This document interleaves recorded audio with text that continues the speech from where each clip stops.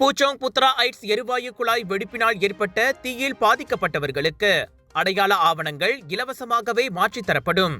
தேசிய பதிவிலக்காவான JPN இன்று வெளியிட்ட அறிக்கையில் அதனை உறுதிப்படுத்தியது. அடையாள அட்டை, பிறப்பு பத்திரம் அல்லது JPN வெளியிட்ட வேறெந்த ஆவணங்களும் தீயில் சேதமுற்றிருந்தால் அவர்கள் எவ்வித கட்டணமும் இன்றி மாற்று ஆவணங்களை பெற முடியும். அதற்கு ஏதுவாக தற்காலிக நிவாரண மையமாக இயங்கி வரும் புத்ரா ஐட்ஸ் புத்ரா மசூதி வளாகத்தில் நாளை காலை 9 மணி முதல் மாலை 5 மணி வரை முக்கார் நடமாடும் பேருந்து சேவை வழங்கப்படும்.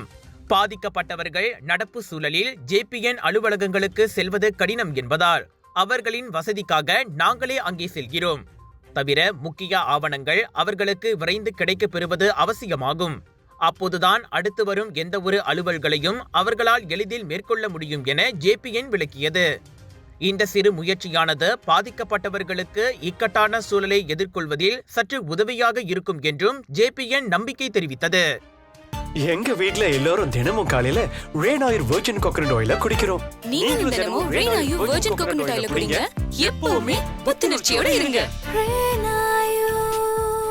ஒவ்வொரு பொழுதும் ரேனாயூருடன் தொடங்குங்கள்.